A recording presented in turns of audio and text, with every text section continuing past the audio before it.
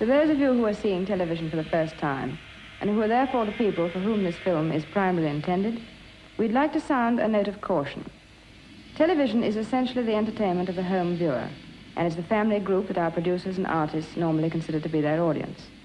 And so if this, your first introduction to television, is not by your own fireside, do believe me when I say that you'll enjoy it so much more when you meet us once again. If you assume that British television as an institution was always whiter than white, you wouldn't be far wrong.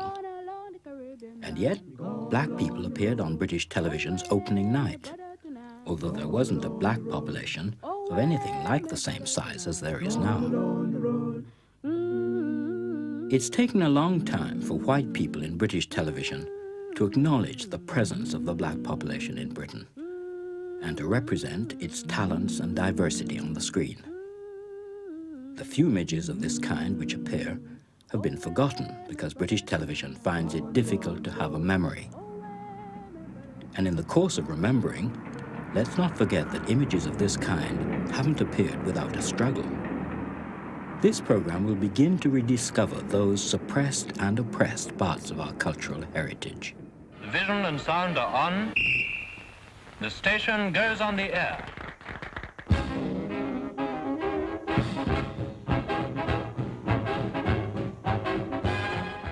Buck and Bubbles, a black American song and dance team, sang and danced in the new dawn of British television, temporarily escaping the segregationist practices of American society and television. The black, as popular entertainer, has never left our screens since. The type of entertainment that was on offer was of a very restricted and rarefied kind. Black entertainers added that special touch of difference for the predominantly white viewers. In Harlem, if you want to go gay. Yes, the rhythm's okay in Harlem, 'cause Harlem's built that way. I don't know why there's no sun up in my sky. Stormy weather since my man and I ain't together. Keeps raining all the time. We went out there, and you had to step over all the cables that were all over the floor, some as big as water things in the street, some very narrow like we have here. And you had to climb over a whole sea of cords to get to the camera, you see. And when you got to the camera, they just stood you there, and the camera was there. You know those old-fashioned cameras that they used to take pictures in the man put the black thing. Well, they did that there, you see. They had the black thing over their head, you see. And you just stood there. You had no makeup on. You didn't need it. Everybody was white. You only had eyes and black lips, because it's black and white, of course. And you just stood up there and you sang your song like this, you know. Blah, blah. And then you waited until they said, well, they used the word cut or blackout or whatever. Then you moved away, you see. Oh, now I can't give you anything but love. Baby, that's the only thing I let me oh, baby. You know why you're sure to find happiness and I get one Scarlet ribbons for her hair. I want an old-fashioned house with an old-fashioned fence and an old-fashioned millionaire. If you were American, they accepted you. American media, American black people had Ebony magazine and all their own media working for them. There's so many millions of them in America. Here in England, we didn't have The Voice and all that. I mean, West Indian Gazette came up later. The Voice came yesterday, and so on and so forth. We had to wait to see if the Telegraph would take note, or the Guardian, or whatever. And it meant that that we suffered a lot. And we learned early on that to be American black, or to have that American gimmick, worked.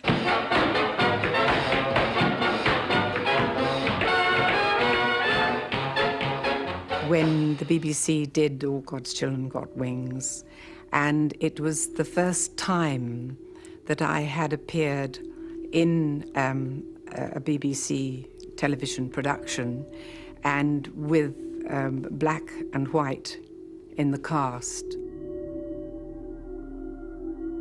I was lucky. I played his rather sort of blue-stocking sister, who was very keen, very interested on putting the black point of view, that it was important to be proud and courageous because you're black. It's much more important for you to do so, and to be very, very proud of your blackness.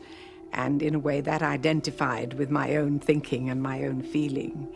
And it was a very, very exciting experience because television was still in its infancy. I think it was the most important thing for the BBC to do at that time. When we think back, what a different world we're in now, different world for black people. We citizens of Malaya, whatever our color or creed, are proud to belong to this great family of nations. And along with the other members of the Commonwealth, we celebrate this historic occasion. It has a special significance for you boys and girls, the young citizens of Malaya. The Archbishop held the glittering crown of England on high, and the Queen is crowned. I now speak for all loyal Africans. God save the Queen.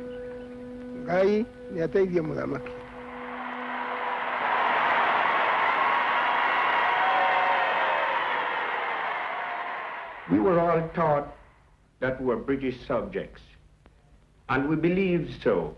The Queen of England is our queen, but now I find that in coming here, that we are treated as something different. A lucky family can get a room to itself.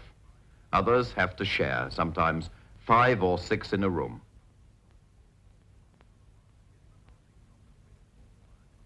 Is the housing problem reinforced by a colour bar? Some people think so. Me and my husband went to buy a house, and they told my husband, with him being coloured, he would have to pay £400 deposit if it was in his name. But if it was in my name, I would have to pay £150 deposit. It's nearly a year since the first coloured man was accepted for training on the corporation buses. Now there are about 300 of them. A Birmingham citizen said to me, they didn't half make a difference on the buses, these coloured chaps, wreathed in smiles and politeness even at 7 in the morning.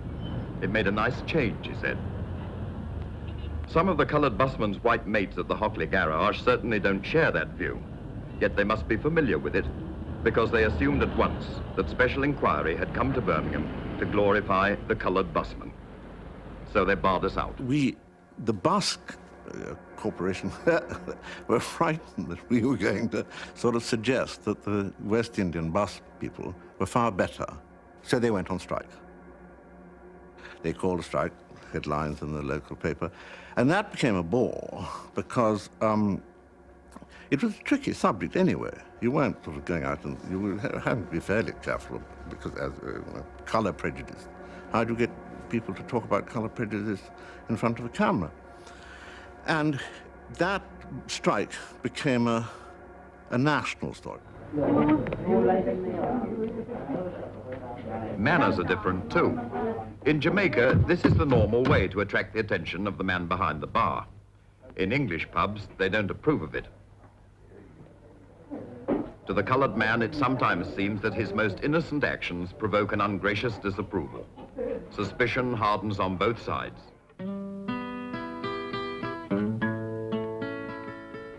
Hello, Cousin Alvin. I hope you're well as I am too. Things still bad enough in Jamaica, and I wants to tell you that I'm leaving this place.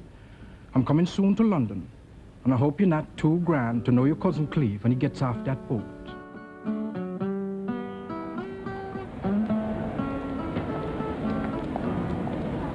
My husband, him sent for me, and now him not here to meet me. I got luggage, I got baby, I got plenty things, and him not giving me any help. But you haven't completed your journey yet. You have to take the train to Waterloo Station. I don't want to go to Waterloo. I want to go to London Station. Waterloo is in London. I expect your husband will meet you there. Mister, how can I find this place? It's in London. This a friend you're going to? This is my cousin. Me told him come meet me, but me can't see my tar. He'll probably meet you at Waterloo. How am I gonna get there? You're going to the train over there. Have you a ticket? No, sir. Me got no ticket. Then you buy a ticket from that booth over there. Understand? Then go to customs and check your heavy luggage, okay? All right. Take this and read it. It'll give you lots of useful information about England. I remember Eliot's play, A Man from the Sun, because it was another landmark for me. It was a play about working class black people. And in this play, we were real. We were not stereotypes. We were real people.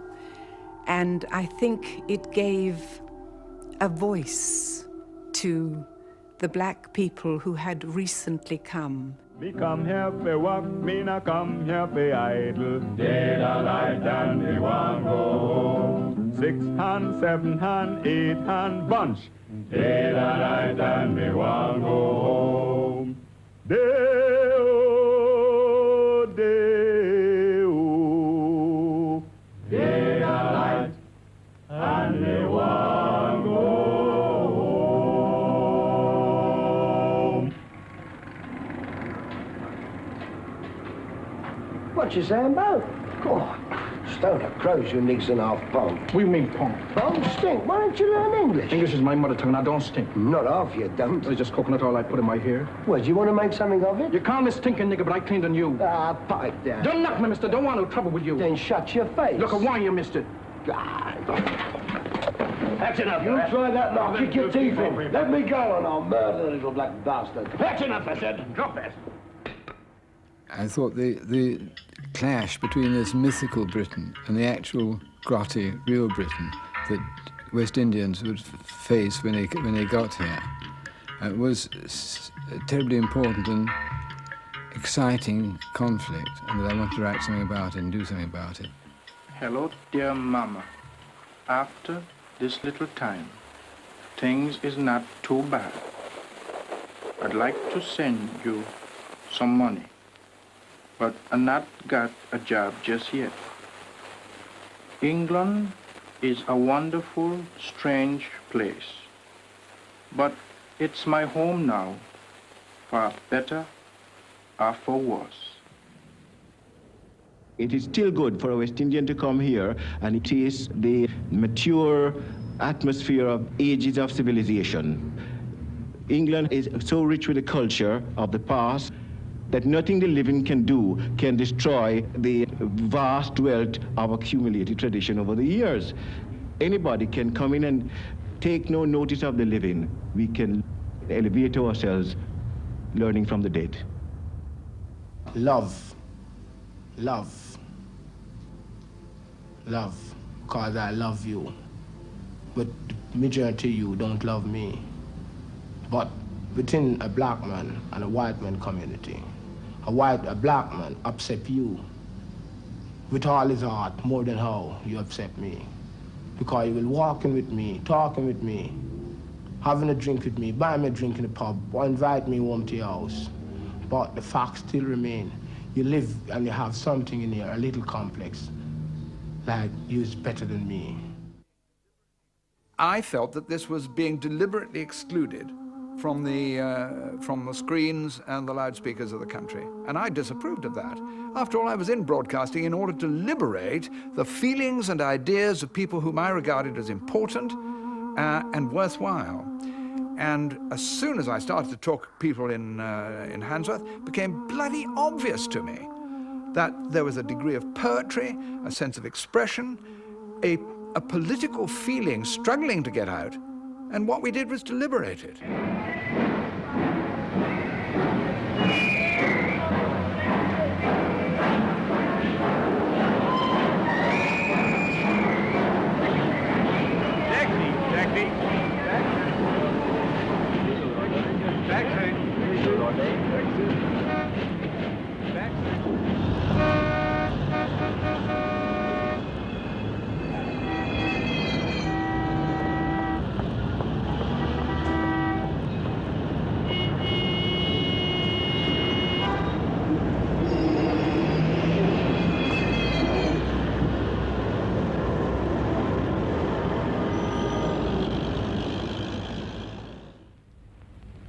Afro-Asian Club.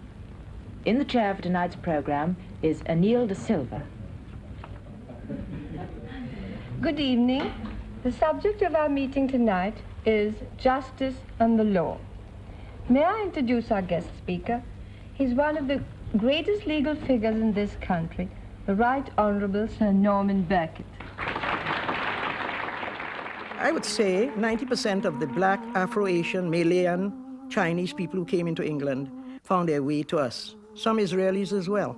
We had people who came from outside who were looking for representation in a source where they felt at ease. And they were very much at ease with us because we had a similar background. The background was colonialism. The background was that we had been ruled by other people we were now becoming ourselves. She decided then she wanted to have an agency so she could sort of look after, we were then coloured, look after coloured artists in London. And she set up her agency, and it was very, very successful. She was such a dynamic personality. She made things happen for us. You know, she took chances, she took risks, you know, and we learned a lot from her life, and the way she handled situations. Pearl was the mother of us all. People in trouble. During the post-war years, television began to develop its various popular genres, and it also began to construct blacks as a social problem, whether in the development of studio magazine discussion programs, light entertainment, the crime series, or the early plays for today. How were blacks typically implicated in these new developing genres? You, sir, I imagine, Mr. Wentworth Day. The visual threat blacks posed couldn't be brought closer to home than through the prospect of miscegenation. Well, I've been there and seen them in their own home surroundings. And as a parliamentary candidate, I've been into a good many working-class houses. Where there have been, oh yes, indeed, where there have been many mixed marriages, and I've seen the children. And my view is this, that no first-class nation can afford to produce a race of mongrels.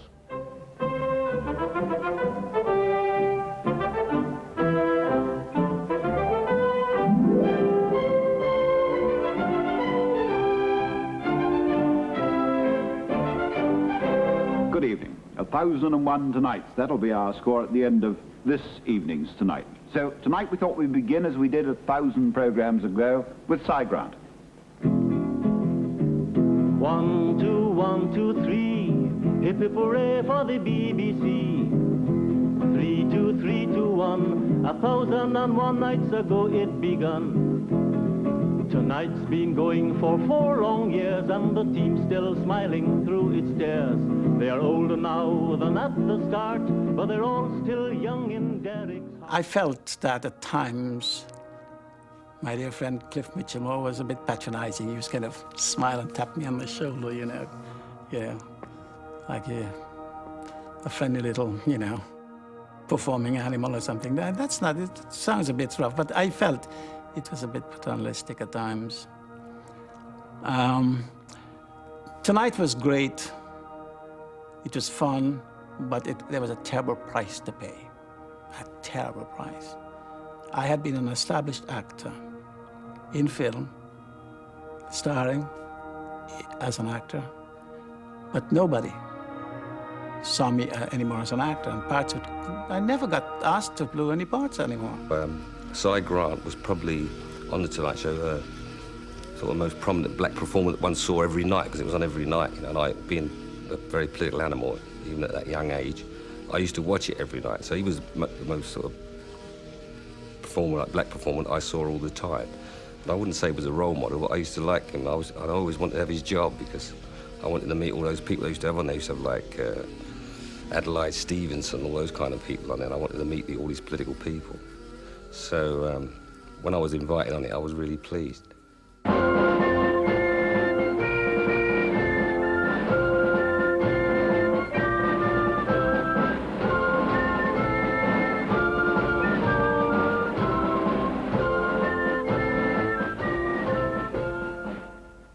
Sadek, it's in your hands now. I've done all I can. The rest is up to you.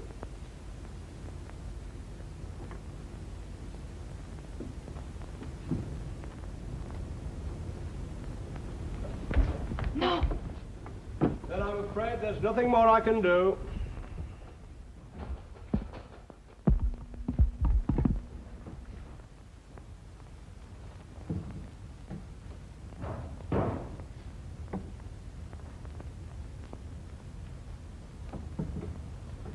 The left hand.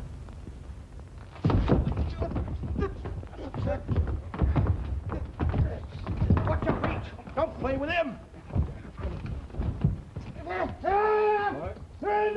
Right here. I gotta get. Go on, downstairs.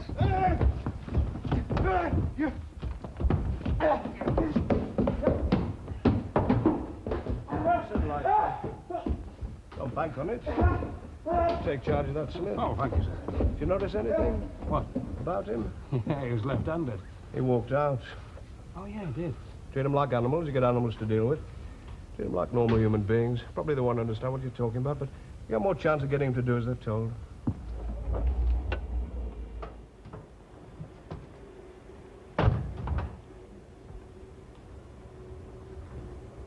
Yeah, well then.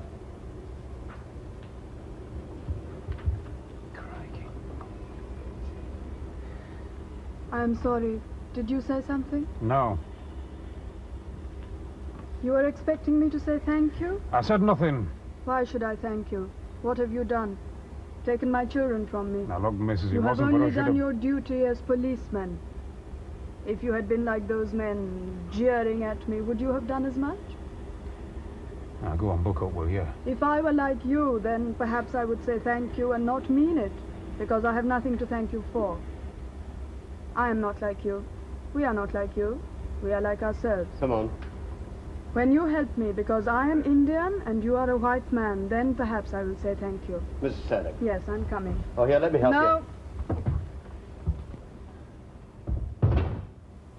Will I be able to see my children in the morning? Yes, yes, of course. When? Oh, whenever you want. I mean, nobody's trying to keep them from you. You have the addresses? Oh, yes, yes. Come on, Jock. Thank you. When can I see my husband? See him in court at 10:30 in the morning.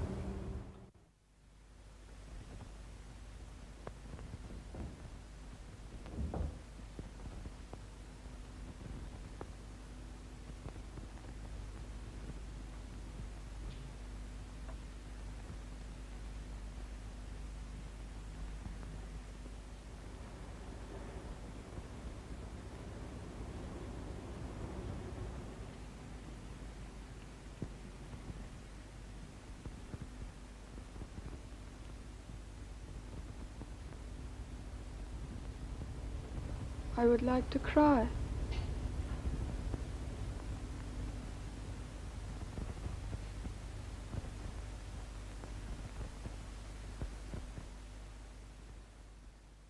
And Alak conveyed beautifully that quality of leave me alone and I'll manage. I mean, she didn't want the police to interfere when those men were ganging up on her. She felt she could deal with it. But the inevitable social interference of society in her life destroyed her life. And I think the last moment when we circle the cast and look at them, the pressure of despair that we watch as we look at her face and Seka's face and the children. And then we come to Fancy Smith, who is, he's at the edge of a philosophical discovery. And happily for him, he doesn't have to deal with it because a small crime starts and he rushes off. Thank God, he says. And he's saying thank God for all of us. It would seem that by the mid-1960s, British television had found its mission to shock. And one of the most striking dramas of the period which did this was Fable.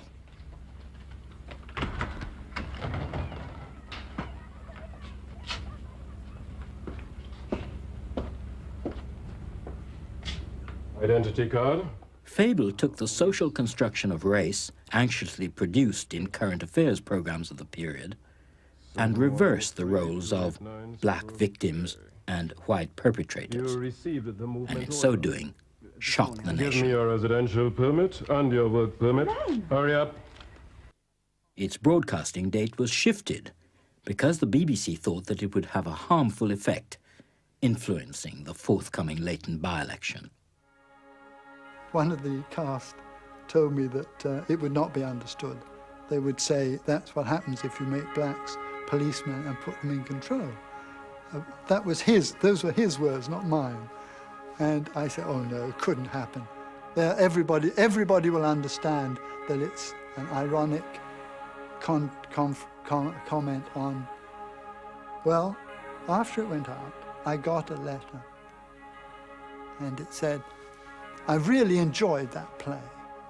Boy, you showed them what would happen if they, it didn't even need to specify who he was talking about, if they came to power. When do your children get home from school? What? Oh, come along then. Yes, I suppose I must. Are you going?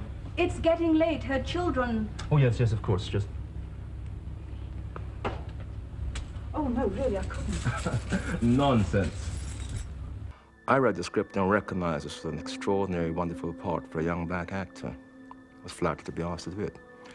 But I also remembered having a deep gut feeling that, or possibly, it might do more harm than good.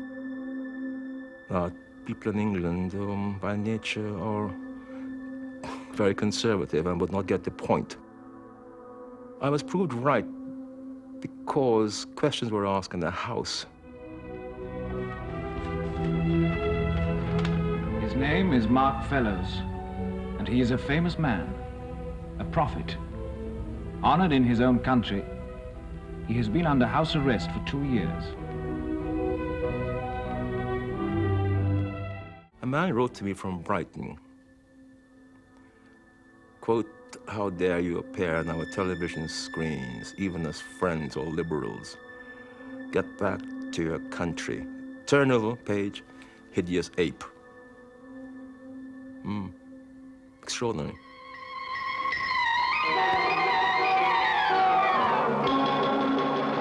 I played the part of Louise Marler, African doctor from a wealthy family, come to England to train and do, I suppose, what do you call it? A houseman I was at the time, house doctor.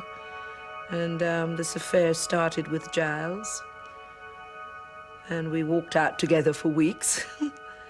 And then we were supposed to kiss in a bedroom. The papers got hold of it and all the objections. It was suggested that the kiss would be unfit for viewing at 7:30 because there might be young people watching.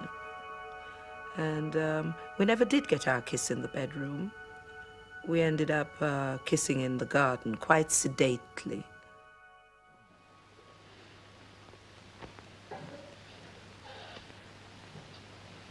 What are you doing? I want to kiss you. What for? Just because.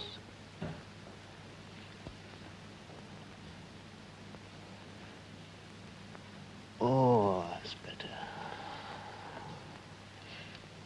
Ellie called for me tomorrow. Yes, and me. Old Grumpy Grant will be on the trail again, I bet. Yes. Thanks for a lovely evening.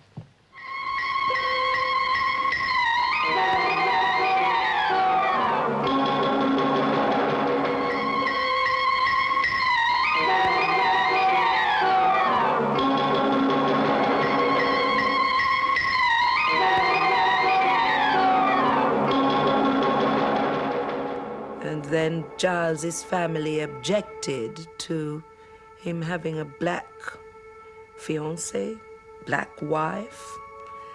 So the romance had to be broken off. Much to my disgust, I'll hasten to add. I was really looking forward to the character developing further and me actually getting married to Giles at the time. Never happened. Shortly after that, I was written out of the series. Got bitten by a snake. And the body was carted off, and that was the end of Louise Marler. Life was a battle fought for her spirit, and keeping it was her prize. I had a young boyfriend, actually. He was sweet. He used to come and deliver the bakeries every day to the home, and I used to like to meet him. And we used to just have a chat and everything. And he was your boyfriend? Yeah. Well, one night he asked me to go out to the pictures, you see. And coming back, we went for a walk along the promenade. And just sort of kissing and cuddling and mucking about and everything. It was very interesting because it was totally improvised. And I was sent the book, and I read the book, because first of all I was told to memorise as much as I could about it, about Millie's character. And then a couple of days later I had a phone call saying, no, sorry, forget all that, just read it through very quickly and that's it and you'll get a script. So I tried to forget what I'd already remembered. And then for about 3 weeks before we started filming, I kept on getting these conflicting phone calls. So eventually, by the time we got down to filming, Tony Parker started interviewing me. It was great because he said, now, after so-and-so, what happened, Millie? And I'd say, oh, I went up to another children's home in Cumberland. And then, oh, sorry, no, I didn't that time. And so it actually came out as it would do in real life. I should leave her alone. Well, what's the matter with her? Why is she crying? She got the letter. What letter? The letter that eviction. Should they come and took her kids away now? Well, I went in front of the committee and they said, why not put your two eldest in institutions? Then we can rehouse you, they said. Here, do you mind if I give you a tip, dear? Don't go taking a bath because there's tramps what's getting it. I had an interview to go and see Ken Loach, and I went along there, and the T-boys, I thought, came and said, oh, hello, Cleo. Nice to meet you, come on in. And it was actually Ken Loach. He looked so young. And it was great because he was actually the first person, up until then, all the interviews I'd been for, they assumed because you were black that you were either from Trinidad or from Africa, and consequently that you have an accent. So I cultivated this accent, which I had a sort of all-purpose African accent, and I had an all-purpose West Indian accent, because nobody ever expected you to speak with a Cockney accent. But Ken was the first person I ever worked for who said, great, we'll use you as you are.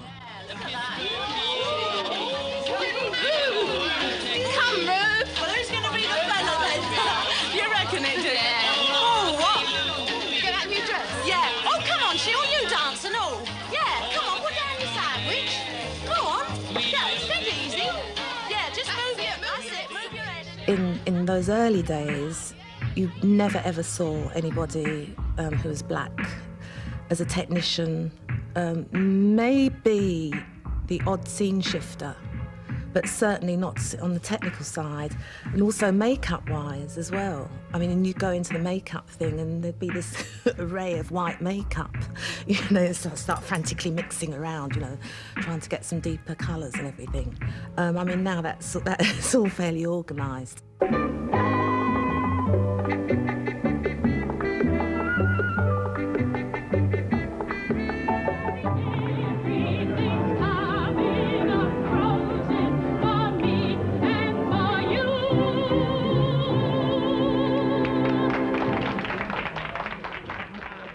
And there was a very strong feeling at that time, it was really the birth of West Indian contribution to English culture. There was a feeling at that time that West Indians should be given a chance, be considered and treated and imagined as being people, in the same way women were fighting to become considered as people. And people whose possibilities and whose talents were much greater than they were allowed to show. Well, sooner or later it was bound to arise, wasn't it? What was? Well, there'd be some big issue. We've been able to rub along because nothing has arisen between us yet that we haven't been able to shrug off. Well, one thing. But one thing that's made that all easier is that I'm an educated man. I speak the language, I practice the law. I conform to a pattern of behavior that you recognize. But when something comes up between us that we can't agree on, that we really deeply can't agree on, it comes out. Look, John, if your wife was West Indian... Our child is half Jamaican. And that's an embarrassment I've brought into your family. You're not embarrassed. We love Joe. Well, naturally, we want her to have the best of everything we in this country have inherited. Even though Mary married a... Black man? You know I never use that word. Well, maybe you should.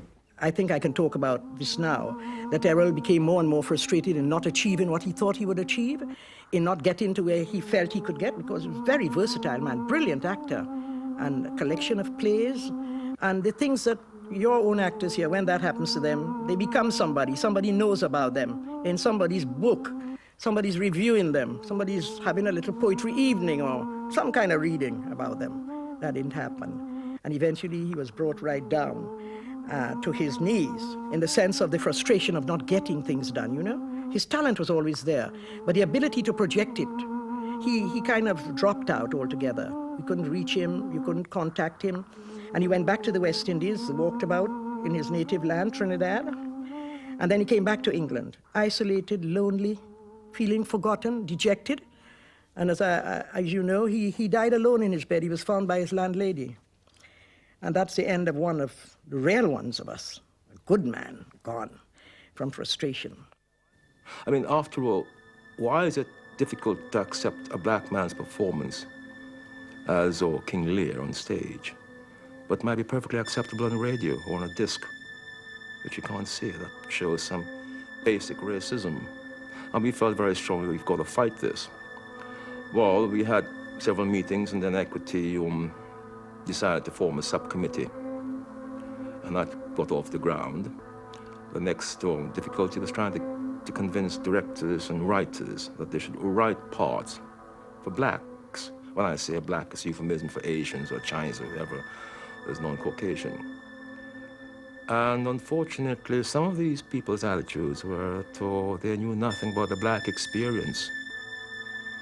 In other words, they can't write parts for black people or Indian actors. All I could think of was, oh, good God, you have to be a murderer to know about murders? And that attitude still exists today. Well, that is offensive.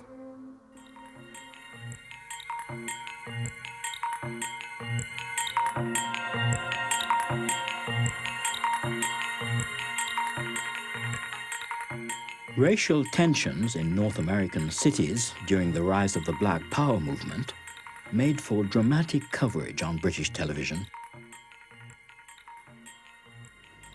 Our movement aims to give Afro-Americans a sense of purpose. We aim at a world revolution of black and colored rising against former slave masters. It aims to free us from the universal slave master, which is capitalist oppression. Black people should realize that freedom is something that they have when they're born. And anyone who stands in their way of freedom is their enemy. Yes? Blacks had been constructed as a social problem in current affairs programs, and tensions of a similar kind were anticipated in the scaremongering dread of Enoch Powell's Rivers of Blood speech. To what extent did television shape these understandings? And we've got to end segregation somewhere. This brings us, you know, to England a bit, because here in Britain, we've got the beginnings of racial tensions being caused by the influx of immigrants. And now, there's very few people in Britain now who don't accept the need for some sort of control of immigration, and a lot of people want it abolished. They don't want immigrants to come at all. Now, from the logic of your viewpoint, that should be something to condemn, the control of it.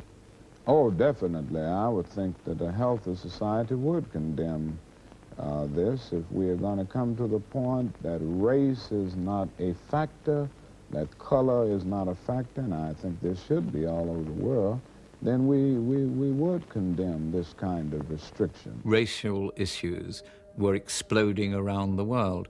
If you were a current affairs or documentary program like This Week, which I started on in television, or Man Alive, which I then went on with my partner to run from the mid-60s, it would have been impossible to ignore one of the biggest single running story issues available to the current affairs or documentary maker, which was that the racial problems were exploding around the world.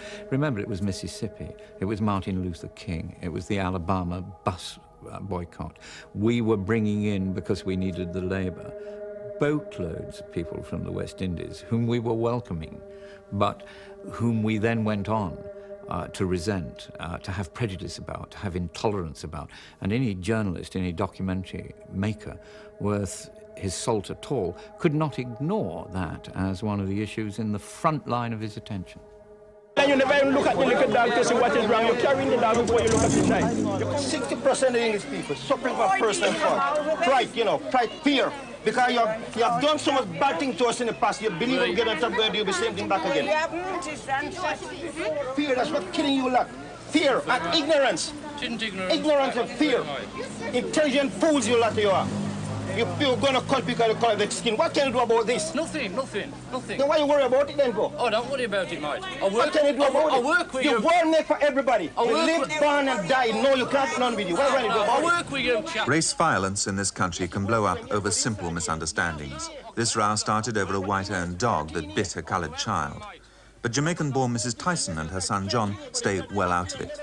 This is a part of Birmingham with a very mixed population, the kind of area where Enoch Powell's speeches are like a spark to tinder. He was the man with the match, and he did touch the blue fuse paper, and he did blow it wide open, and the results were appalling. It allowed a screaming level of prejudice to enter our society, and it even produced, to the shame of those that talked about it, politicians, suggestions for a ministry of repatriation to send West Indians back to the West Indies with some kind of payoff, some kind of colour redundancy, you know, a check for having a black skin.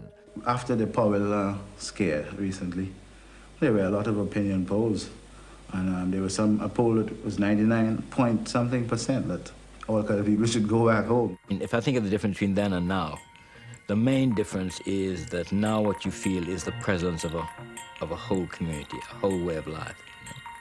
Whereas then you felt that they were sort of, they were interlopers. They just dropped in for a few months, and their presence here was a real problem. But they wouldn't be here for long, and so what you got was a kind of grating noise as British society sort of took them in and became accustomed to a few of them living in a small enclave. That's about all. It was essentially news, and they were constituted very much in terms of their inability to understand British life, of the tendency to crime, tendency to violence. Notting Hill was always a kind of exotic venue for, you know, black underlife and hustling, etc. Very selective representation, and entirely in the voice of somebody else.